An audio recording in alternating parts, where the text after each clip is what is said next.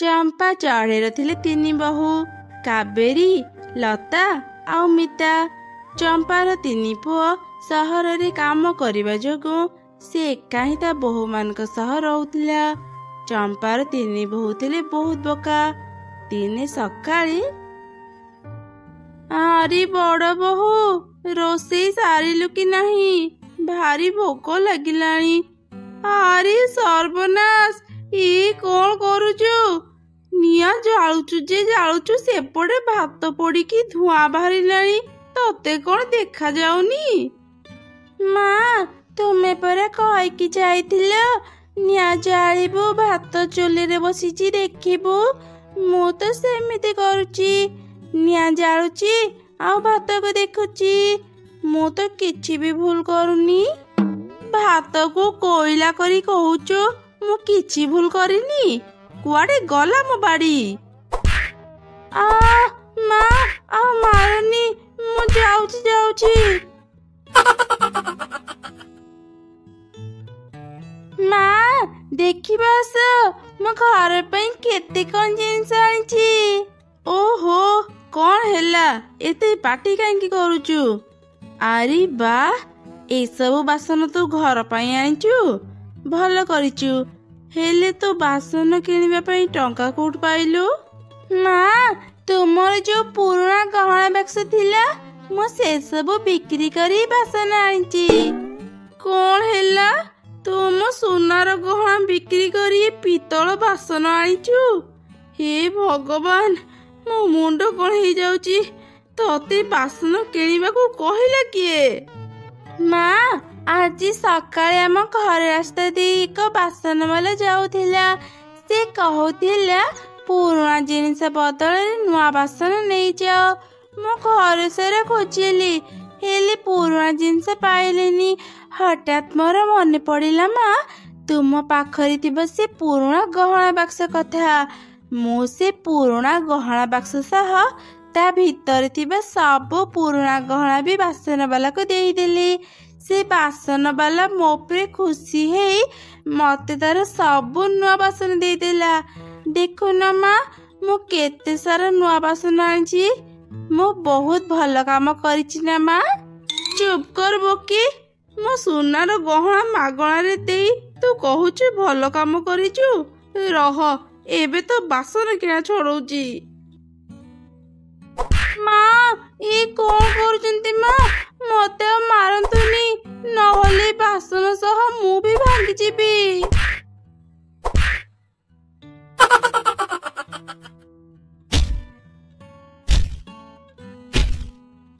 ଚମ୍ପା, କୁଆଡେ ଗଲୁ? ଆରେ ଶାନ୍ତି, ତୁ କେତେବେଳେ ଆସିଲୁ? ଭଉଣୀ, ଭିତରକୁ ଆ। କେତେ ଦିନରୁ ତୋ ସହ ଦେଖା ହେଇନଥିଲା।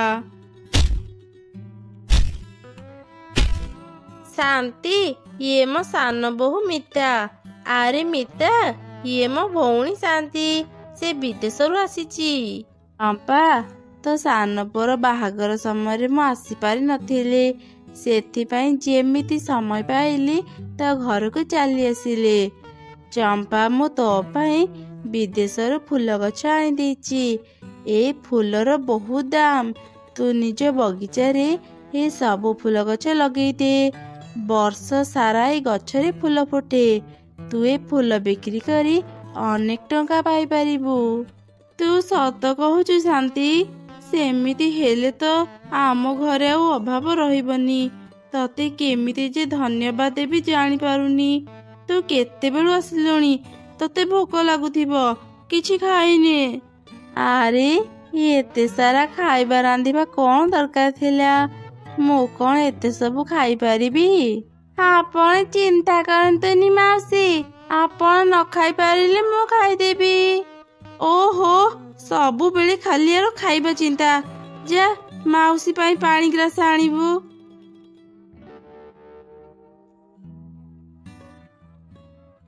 ମାଉସୀ ତ ବିଦେଶରୁ ଆସିଛନ୍ତି।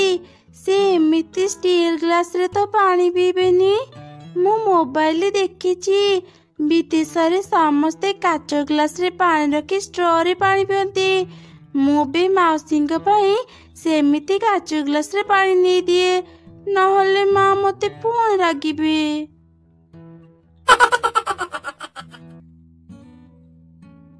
ଶାନ୍ତି, ମୋ ତିନି ବୋହୂଙ୍କ ପାଇଁ ମୋ ବ୍ଲଡ ପ୍ରେସର ବଢିଗଲାଣି। ଭଲ ହେବ ମୁଁ ତ ସାଙ୍ଗରେ ତ ଘର ଆଡୁ ଟିକେ ବୁଲି ଆସେ। ଆରି ସାନ ବୋହୂ, ମୁଁ ଅଧା ଫୁଲ ଗଛ ଲଗେଇ ଦେଇଛି, ତୁ ଆଉ ଅଧା ଲଗେଇ ଦେ। ମୁଁ ମୋ ଭଉଣୀ ଘରକୁ ବୁଲିବା ପାଇଁ ଯାଉଛି। ତୁ ଫୁଲ ଗଛ ଗୁଡ଼ିକରେ ପାଣି ଦେଇ ତାଙ୍କର ଯତ୍ନ ନେବୁ, ବୁଝିଲୁ? ଏ ଫୁଲ ଗଛ ପାଇଁ ତୁମେ ଚିନ୍ତା କରନି ମା, ମୁଁ ସବୁ ଗଛରେ ଭଲ କି ଯତ୍ନ ନେବି। ତୁମେ ଚିନ୍ତା ନ କରି ନିଜ ଭଉଣୀ ଘରକୁ ଯାଅ।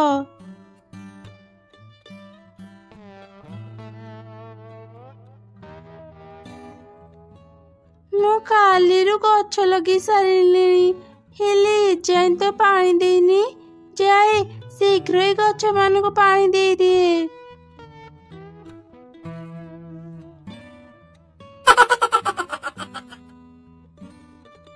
ଆରେ ମିତା, ଏଇ ଫୁଲ ଗଛ ପାଖରେ ତୁ ପାଣି ଗ୍ଲାସକୁ କାହିଁକି ରଖିଛୁ?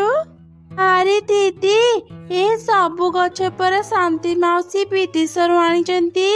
ତୁମେ ତ ଜାଣିଛ ବିଦେଶରେ ସମସ୍ତେ କାଚ ଗ୍ଲାସ ଆଉ ଷ୍ଟ୍ରରେ ପାଣି ପିଅନ୍ତି। ସେଥିପାଇଁ ମୁଁ ଏ ବିଦେଶୀ ଗଛ ଗୁଡାଙ୍କୁ କାଚ ଗ୍ଲାସରେ ପାଣି ଦେଇଛି।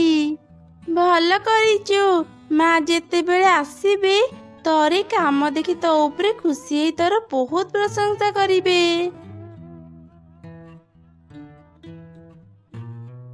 ଏ କଣ ହେଇଗଲା? ମୋ ଭଉଣୀ ବିଦେଶରୁ ଆଣିଥିବା ଏଇ ଦାମୀ ଗଛ ଗୁଡାକ ଶୁଖିକି ମରିଗଲା କେମିତି?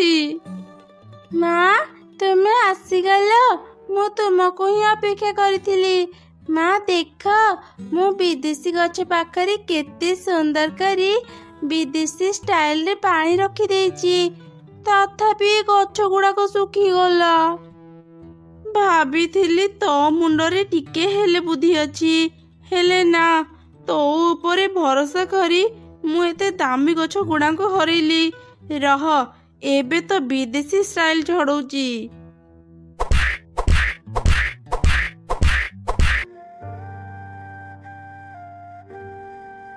ଶୁଣ ତମେ ତିନି ଜଣ, କାଲିଠୁ ଘରର ସବୁ କାମ ମତେ ପଚାରିକି କରିବ। ମୋ ପରେ ତମେ ତିନି ଜଣ ଏଇ ଘର ସମ୍ଭାଳିବ। ସେଥିପାଇଁ କହୁଛି, ଆଉ କିଛି ବି ଭୁଲ କରନି। ଏବେରୁ କାମ ଶିଖ। ଆଚ୍ଛା ହଉ ଶୁଣ, ଆଜି ମୋର ଏକ ସାଙ୍ଗ ଝିଅର ବାହାଘର। ଚାଲ ସମସ୍ତେ ମିଶି ତା ଘରକୁ ଯିବା। ଏମିତି ଚମ୍ପା ତାର ତିନି ବୋହୂଙ୍କୁ ଧରି ତା ସାଙ୍ଗ ଘରକୁ ବାହାରିଲା। କିଛି ରାସ୍ତା ଗଲା ପରେ ହଠାତ୍ ତାର ଗୋଟେ କଥା ମନେ ପଡିଲା। ସେ ତାର ତିନି ବୋହୂଙ୍କୁ ପଚାରିଲା, ଆରେ ଆରେ, ଆମେ ତ ଏତେ ଦୂରକୁ ଚାଲି ଆସିଲେ, ଏବେ ମୋର ଗୋଟେ କଥା ମନେ ପଡିଲା। ଆମେ ଘରୁ ଆସିଲା ବେଳେ ଝରକା କବାଟ ଭଲରେ ବନ୍ଦ କରି ଘରକୁ ତାଲା ମାରିଛ ତ? ଏଥର ଯେମିତି ଚୋର ସଂଖ୍ୟା ବଢିଗଲେଣି, କେତେବେଳେ ଯେ ଘରୁ ସବୁ ଚୋରି ହେଇଯିବ ଜାଣି ହବନି। ହଁ ମା, ମୁଁ ଆଉ ଆଗ ଭଳି ବୋକା ନୁହଁ। ମୁଁ ଆଜି ବହୁତ ବୁଦ୍ଧିମାନ କାମ କରିଛି। ମୁଁ ଘରର କବାଟକୁ ତାଲା ମାରି ଚାବିକୁ ବାହାରେ ଥିବା ଏକ ଇଟା ତଳେ ରଖିଦେଇଛି। ଇଟା ତଳେ କାହିଁକି ରଖୁଥିଲୁ? ସାଙ୍ଗରେ ବି ତ ଆଣିପାରିଥାନ୍ତୁ। ଆମ ଘରକୁ ଯଦି କୋଉ ଚୋର ଆସେ ଆଉ ଯଦି ସେ ଇଟାକୁ ଉଠେଇବ, ସେ ତ ଚାବି ପାଇଯିବ। ନା ମା, ଚୋର ଜମା ବି ଚାବି ପାଇବନି। କାହିଁକି ନା ମୁଁ ଗୋଟେ କାଗଜରେ ଏଇ ଇଟା ତଳେ ଘର ଚାବି ନାହିଁ ଲେଖିକି ଇଟା ଉପରେ ରଖିଦେଇଛି। କାଳେ କାଗଜ ଉଡ଼ିଯିବ ଭାବି ମୁଁ କାଗଜରେ ଅଠା ଦେଇ ଇଟା ସହ ଭଲ କି ଲଗେଇ ଦେଇଛି। ଚୋର ଯେତେବେଳେ ଆସିବ କାଗଜର ଲେଖା ପଢିକି ହିଁ ପଳେଇବ। ମା, ତୁମେ ଘର ପାଇଁ ଜମା ଚିନ୍ତା କରନି। ହେ ଭଗବାନ, ତମେ ମାନେ ସତରେ ଏତେ ବୋକା? ମୁଁ ତମ ମାନଙ୍କୁ କହିଥିଲି ନା ମତେ ପଚାରିକି ସବୁ କାମ କରିବ। ଲାଗୁଛି ଆଜି ତମ ମାନଙ୍କ ପାଇଁ ମୋ ଘରେ ଚୋର ନିଶ୍ଚୟ ପଶିବ। ମା, ତୁମେ ପରା କହିଥିଲ କାଲିଠୁ ସବୁ କିଛି ମତେ ପଚାରିକି କରିବ। ସେଥିପାଇଁ ଆମେ ଆଜି ଆପଣଙ୍କୁ କିଛି ପଚାରିଲୁନି। ମା, ତୁମେ ମନ ଦୁଃଖ କରନି, ମୁଁ ଚାବି ନେଇ ଆସିଛି। ତୁ ସତ କହୁଛୁ? ଯା ହଉ ମତେ ଟିକେ ଶାନ୍ତି ମିଳିଲା। ଦେଖା ଦେଖା ମତେ ସେ ଚାବି ଦେଖା। ଏ କଣ ବୋହୂ, ତୁ ଚାବି ସହ ତାଲା କାହିଁକି ନେଇ ଆସିଛୁ?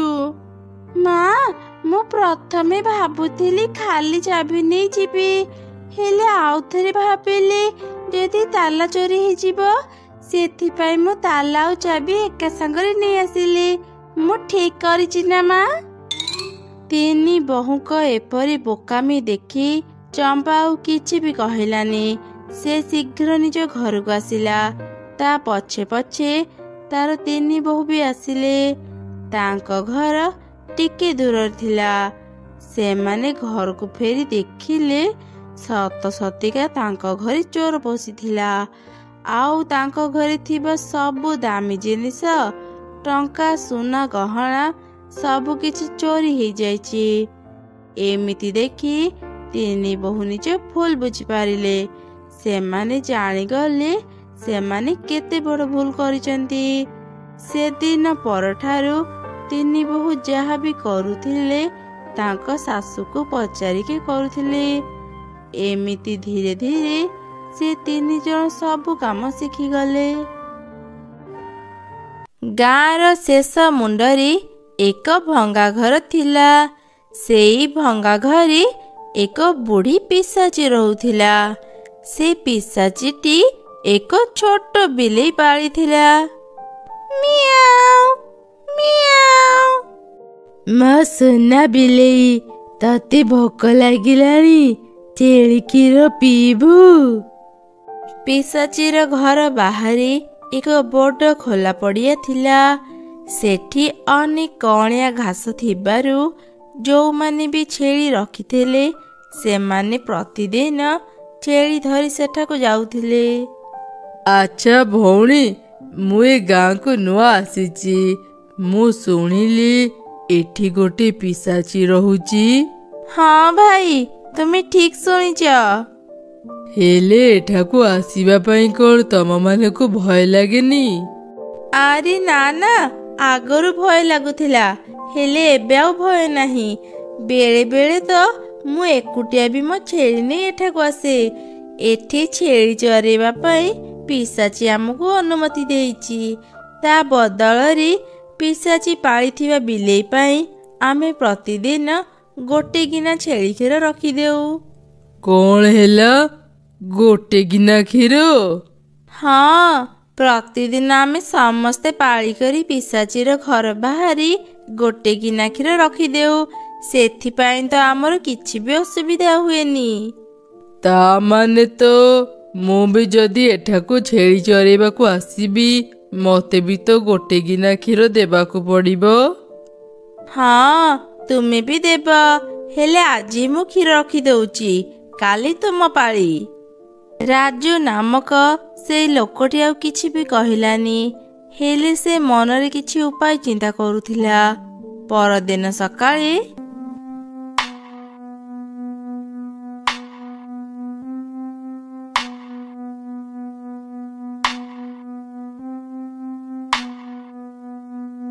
ଆରେ ତୁମେ କଣ କରୁଛ?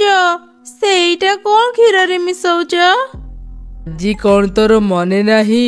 ଆଜି ମୋ ପାଳି। ମୁଁ ଆଜି ପିଶାଚିର ବିଲେଇ ପାଇଁ ଗୋଟେ ଗିନା କ୍ଷୀର ଦେବି। ହଁ, ତା ତ ମୋର ମନେ ଅଛି, ହେଲେ ତୁମେ ସେଇଟା କଣ କ୍ଷୀରରେ ମିଶଉଛ ଆଗ କହିଲ? ଏଇଟା ବିଷ ବୋତଲ। ମୁଁ ଏ କ୍ଷୀରରେ ବିଷ ମିଶେଇ ଦେଇଛି। ସେ ପିଶାଚିର ବିଲେଇ ଯେତେବେଳେ କ୍ଷୀର ପିଇବ ଏକାଥରକେ ମରିଯିବ। କ୍ଷୀରର ଯୋଉ ଦାମ, ମୁଁ କାହିଁକି ସେ ପିଶାଚିକୁ ମାଗଣାରେ କ୍ଷୀର ଦେବି? ଥରେ ତା ବିଲେଇ ମରିଗଲେ ଆମକୁ ଆଉ କ୍ଷୀର ଦେବାକୁ ପଡ଼ିବନି। ଆରେ ତମେ ଏମିତିକା ଭୁଲ କରନି। ଆମେ ଗାଁକୁ ନୂଆ ଆସିଛେ। ସେ ପିଶାଚି ବିଷୟରେ ଆମେ କିଛି ବି ଜାଣିନାହାନ୍ତି। ସେ ପିଶାଚି ସହ ଶତ୍ରୁତା କରନି, ନହେଲେ ଆମେ ବିପଦରେ ପଡ଼ିବା। ଓହୋ, ତୁ ସେଥିପାଇଁ ଚିନ୍ତା କରନି। ମୁଁ ସବୁର ବ୍ୟବସ୍ଥା କରି ନେଇଛି। ଏଇ ରକ୍ଷା କବଚକୁ ଦେଖେ, ଏଇଟା ମତେ ଗୋଟେ ତାନ୍ତ୍ରିକ ଦେଇଛି। ସେ ପିଶାଚି ମୋର କିଛି କ୍ଷତି କରିପାରିବନି। ଆଉ ସେ ତାନ୍ତ୍ରିକ ଆମ ଘରକୁ ବି ମନ୍ତ୍ରବନ୍ଦୀ କରିଦେଇଛି। ତୁ ଜମା ବି ସେ ପିଶାଚିକୁ ଭୟ କରନି। ଏମିତି ସେଦିନ ରାଜୁ ଗୋଟେ ଗିନା କ୍ଷୀର ନେଇ ପିଶାଚିର ଘର ବାହାରେ ରଖିଦେଲା।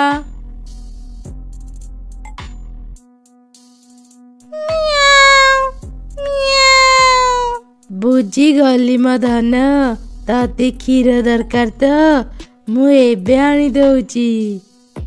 ଏମିତି କହି ପିଶାଚି ଘର ବାହାରୁ କ୍ଷୀର ନେଇ ଆସି ତା ବିଲେଇ ସାମ୍ନାରେ ରଖିଦେଲା। ଏଇ ନେ ମୋ ଧନ, କ୍ଷୀର ପିଇ।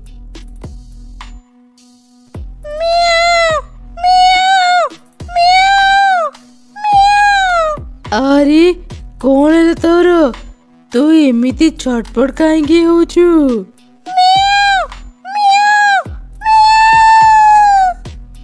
ନା, ଇଏ କଣ ହେଇଗଲା? କିଏ କ୍ଷୀରରେ ବିଷ ମିଶେଇ ମୋ ବିଲେଇକୁ ଦେଲା? ମୁଁ ତାକୁ ଛାଡ଼ିବିନି। ପିଶାଚି ଜାଣିଗଲା ଏସବୁ ରାଜୁର କାମ। ସେଦିନ ରାତିରେ ହିଁ ପିଶାଚି ରାଗରେ ଗାଁ ଭିତରକୁ ଆସିଲା। ସେ ରାଜୁର ଘର ଖୋଜି ତା ଘର ଭିତରକୁ ଯିବାକୁ ଚେଷ୍ଟା କଲା, ହେଲେ ପାରିଲାନି। ପିଶାଚି ଜାଣିଗଲା ଏଇ ଘରକୁ ମନ୍ତ୍ରବନ୍ଦୀ କରାଯାଇଛି। ଏମିତି ଦେଖି ତ ସେ ଆହୁରି ରାଗିଗଲା। ଛାଡ଼ିବିନି ରାଜୁ, ମୁଁ ତତେ ଛାଡ଼ିବିନି। ମୁଁ ପ୍ରତିଶୋଧ ନେବି। ଏମିତି କହି ସେ ପିଶାଚି ପାଖ ଘରୁ ଏକ ଛେଳି ଚୋରି କରି ନେଇଗଲା। ଆଉ ତାକୁ ଖାଇ ତାର ସବୁ ହାଡ଼ ରାଜୁର ଘର ବାହାରେ ଫୋପାଡ଼ି ସେଠାରୁ ଚାଲିଗଲା। ପରଦିନ ସକାଳେ ମୋହନ ଆଉ ତାର ସ୍ତ୍ରୀ ଘରୁ ବାହାରି ଦେଖିଲେ ତାଙ୍କର ଗୋଟେ ଛେଳି ନାହିଁ। ସେମାନେ ସେଠି କିଛି ପାଦ ଚିହ୍ନ ଦେଖିଲେ। ସେ ପାଦ ଚିହ୍ନ ରାଜୁର ଘର ପାଖରେ ଶେଷ ହେଉଥିଲା। ରାଜୁର ଘର ବାହାରେ କିଛି ଛେଳି ହାଡ଼ ବି ପଡ଼ିଥିଲା। ଏସବୁ ଦେଖି ସେମାନେ ବହୁତ ରାଗିଗଲେ ଆଉ ରାଜୁକୁ ଡାକିଲେ, ଏଇ ଚୋର, ଘରୁ ବାହାର। ତୁ ମୋ ଛେଳି ଚୋରି କରିଛୁ, ମୁଁ ତତେ ଛାଡ଼ିବିନି। ଆରେ ଏମିତି ପାଟିତୁଣ୍ଡ କାହିଁକି କରୁଛ?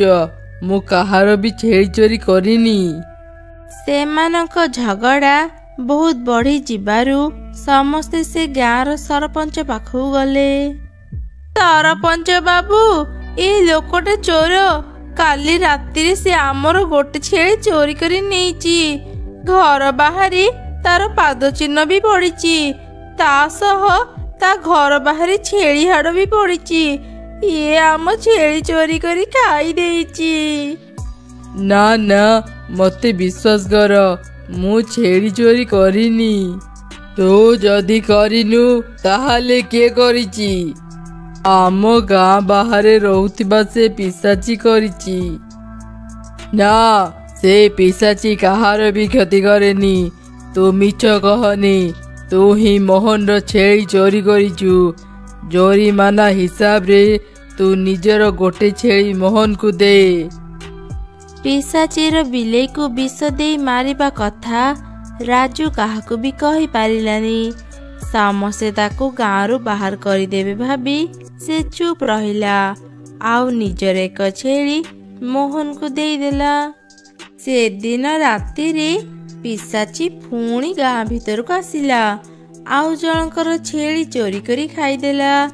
ତାର ସବୁ ହାଡ଼ ସେ ରାଜୁର ଘର ବାହାରେ ଫୋପାଡ଼ି ଦେଉଥିଲା।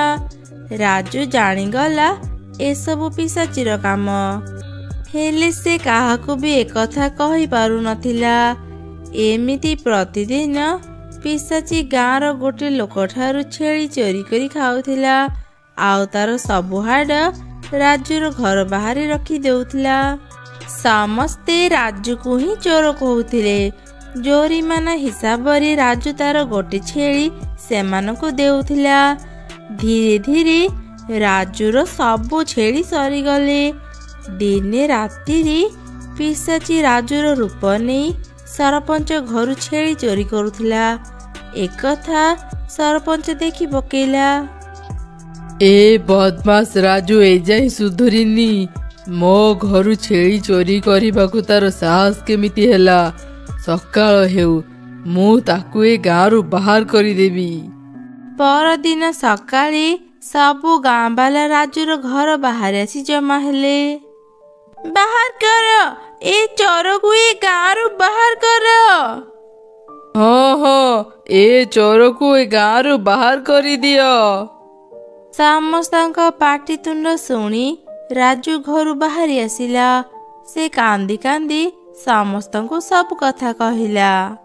ମୋର ଭୁଲ ହେଇଗଲା ଭାଇମାନେ, ମତେ କ୍ଷମା କରିଦିଅ। ମୁଁ କ୍ଷୀରରେ ବିଷ ମିଶେଇ ପିଶାଚୀର ବିଲେଇକୁ ଦେଇଥିଲି। ସେ ପ୍ରତିଶୋଧ ନେବା ପାଇଁ ମୋ ସହ ଏମିତି କରୁଛି। ଦୟାକରି ମତେ ରକ୍ଷା କର। ରାଜୁର କଥା ଶୁଣି ସମସ୍ତେ ସବୁ କଥା ବୁଝିଗଲେ।